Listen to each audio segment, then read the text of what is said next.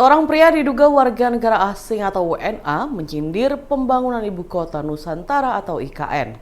Videonya pun viral di media sosial hingga berujung mendapat teguran dari kepolisian. Dalam video, pria tersebut mengatakan bahwa IKN adalah ibu kota korupsi dan nepotisme. Selain itu, ia juga mengkritik lokasi pembangunan IKN yang disebut kekurangan air. Menanggapi hal ini, Kabid Humas Polda Kalimantan Timur, Kombes Pol Artanto pun memberikan teguran. Ia menyebut pria yang mengaku sebagai bule Italia itu sebenarnya adalah warga negara Indonesia atau WNI. Pihaknya memberikan teguran agar video tersebut tidak mengubah atensi masyarakat menjadi antipati kepada orang lain. Lebih lanjut, Artanto memastikan bahwa lokasi pembuatan video tersebut bukan di area IKN. Ia pun mengimbau pria ini agar tidak mengulangi perbuatannya. Presiden Palestina Mahmud Abbas memuji pidato Menteri Pertahanan RI Prabowo Subianto selama KTT Gaza di awal pekan ini. Menurutnya, apa yang disampaikan Prabowo langsung ke poin utama permasalahan.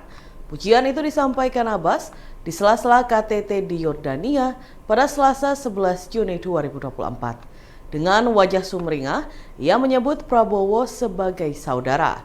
Abbas pun menyampaikan rasa terima kasihnya atas dukungan Indonesia terhadap Palestina. Sebelumnya, Prabowo menegaskan bahwa Indonesia siap memberi lebih banyak bantuan kepada Palestina jika diperlukan. Indonesia juga siap berkontribusi dalam mewujudkan gencatan senjata di Gaza, kemudian mengirim tenaga medis, mendirikan rumah sakit lapangan, hingga mengevakuasi 1.000 warga yang terdampak perang. Menurut Prabowo, semua tindakan ini adalah upaya untuk mencapai solusi dua negara.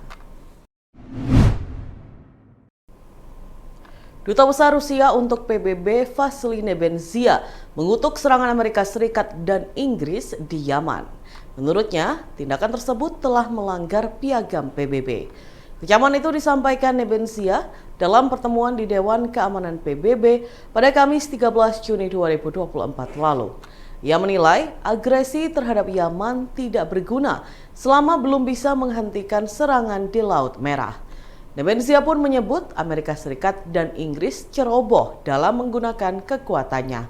Hal ini karena serangan terhadap Yaman hanya memicu pertumpahan darah, bukan menyelesaikan konflik.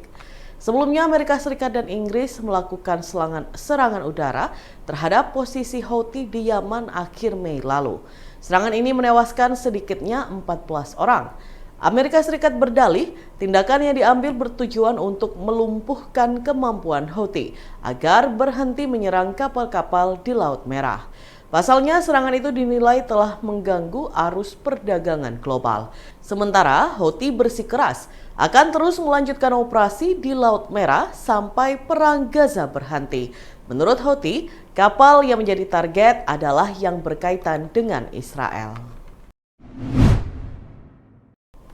Dusun Bulurejo, Desa Kedung Ombok, Kecamatan Tanjung Anom, Kabupaten Nganjuk, Jawa Timur, membuat sayembara tangkap maling berhadiah uang tunai.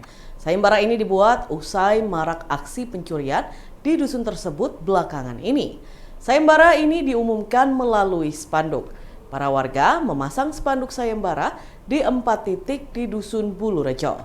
Tulisan di spanduk sayembara itu adalah warga yang berhasil menangkap maling pada siang hari diganjar Rp750.000 dan pada malam hari Rp1.000.000.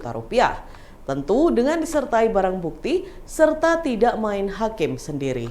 Kepala Dusun Bulurejo, Rega Aditya Prayoga, mengatakan sayembara ini sebagai pelecut semangat warga untuk gotong royong menjaga dan mengamankan desa. Terbukti semenjak adanya sayembara, para warga menjadi semakin waspada. Mereka begadang di rumah masing-masing hingga berkumpul di satu titik untuk berjaga. Para warga juga mewaspadai tangki sungai dan jalan setapak persawahan.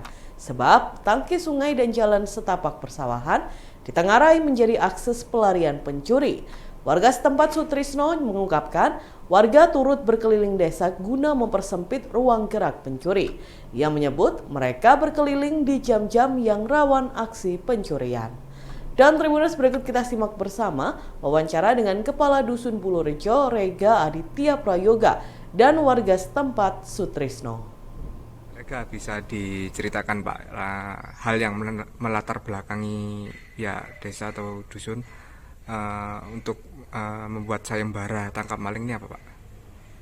Ya agar terpicu semangatnya aja Mas dari warga Dusun Bulurejo. Emang marak Pak maling di desa Kalau Bulurejo? marak sih sebenarnya enggak, dari dulu udah ada Mas maling.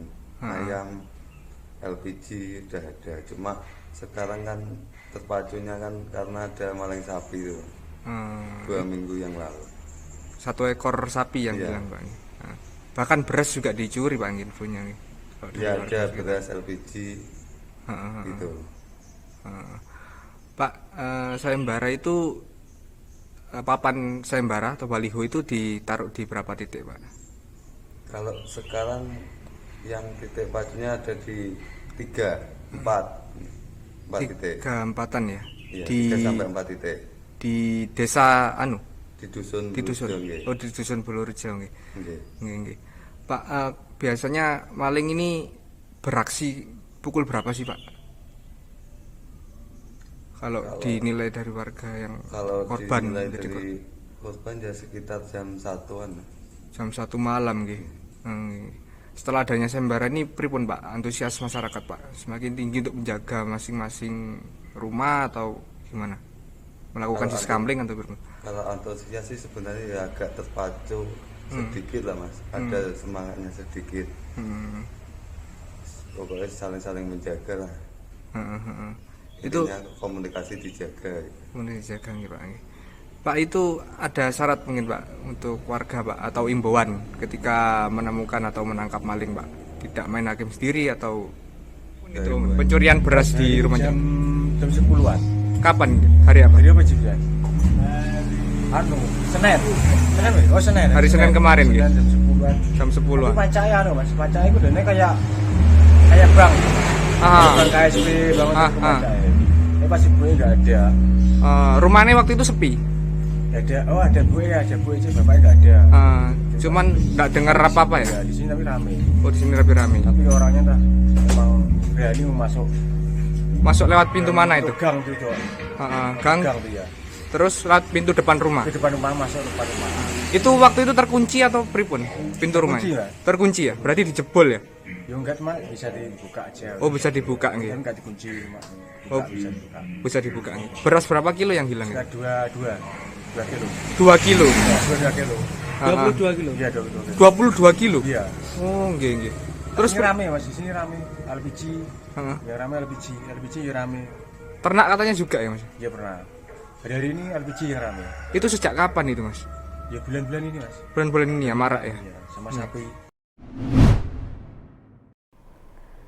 Terjaganya kesehatan hewan kurban sapi menjadi salah satu prioritas para peternak sapi Kabupaten Bangkalan di tengah derasnya arus penjualan menjelang perayaan Hari Raya Idul Adha. Tidak cukup sekedar memberikan asupan rumput segar nan hijau, namun perasaan nyaman dan rileks juga dibutuhkan sapi. Salah satunya melalui kepulan asap dari tiang perapian yang dijaga tetap menyala di dekat kandang selama 24 jam. Hal tersebut juga berguna untuk menghindari gangguan nyamuk dan lalat di kandang sapi. Perawatan tersebut dilakukan Moh Rifai, 45 tahun, warga Kampung Lengguleng, Desa Keleyan, Kecamatan Socah, Bangkalan. Bapak 2 anak itu setiap harinya bergegas menuju hamparan rumput berembun di ladang milik keluarga sekitar 400 meter ke arah timur rumahnya. Sapi-sapinya selalu diberi makan tiap selepas waktu subuh hingga pukul 6 pagi, dilanjut setelah waktu zuhur hingga pukul 2 siang, dan terakhir pada pukul 5 sore hingga jam 8 malam. Selain itu, ia juga memberi air putih untuk kebutuhan minum sapi-sapinya tiap sehari sekali di waktu sore, sekitar pukul 15 waktu Indonesia Barat. Sementara memandikan sapi hanya dibutuhkan sekali dalam 1 minggu.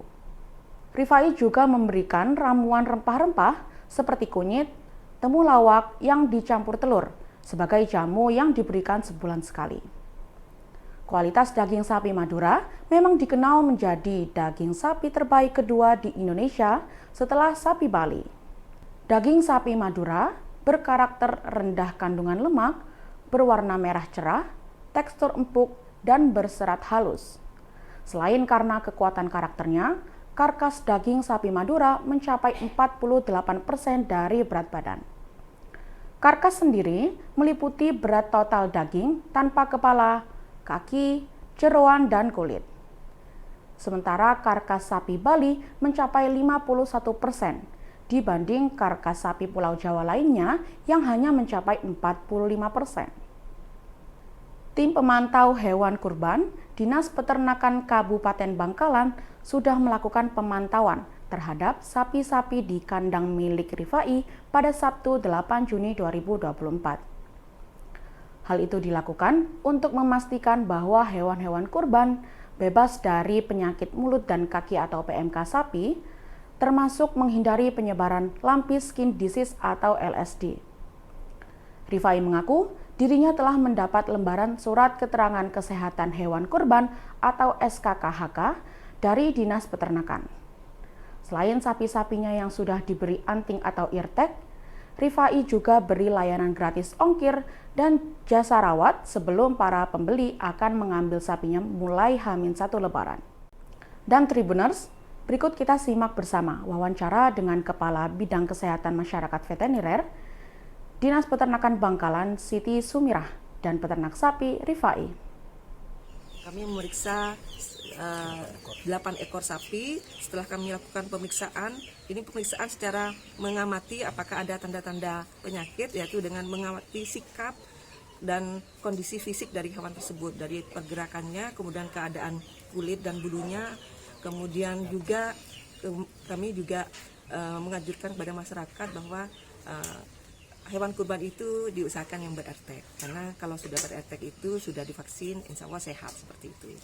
Dan alhamdulillah 8 sapi yang kami periksa hari ini semuanya sehat dan layak untuk dijadikan hewan kurban. Demikian. Sudah poil Bu ya?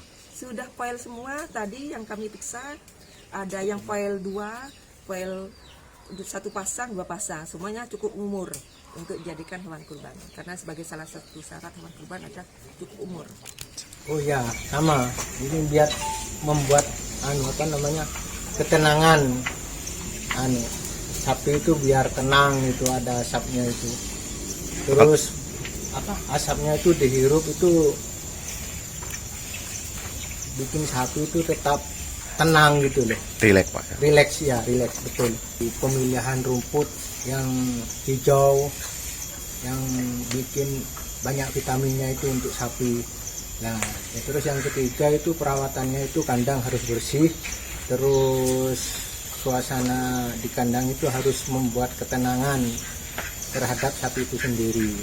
Salah satunya harus ada kayak ini, biang harus tetap menyala selama 24 jam biar sapi itu merasa tenang. Dan nyamuk ataupun lalat itu tidak berani mendekat itu. Nah, terus yang terakhir itu untuk masalah pemberian makan harus teratur pagi, siang, sore dan malam. Terus ngasih minum itu sehari 1 kali di jam 3 sore atau jam 4 sore. Sudah berapa ekor yang laku Pak? Alhamdulillah untuk sampai saat ini sudah terjual 18 ekor. Biasanya pemesannya dari mana Pak? Pemesannya itu yang paling banyak itu daerah Surabaya dan Sidoarjo. Ya di Bangkalan juga ada, Gresik juga ada itu.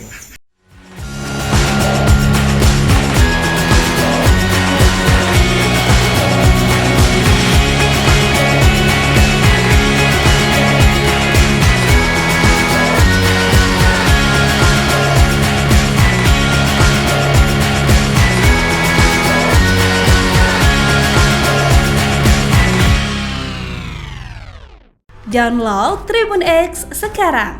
Menghadirkan lokal menjadi Indonesia.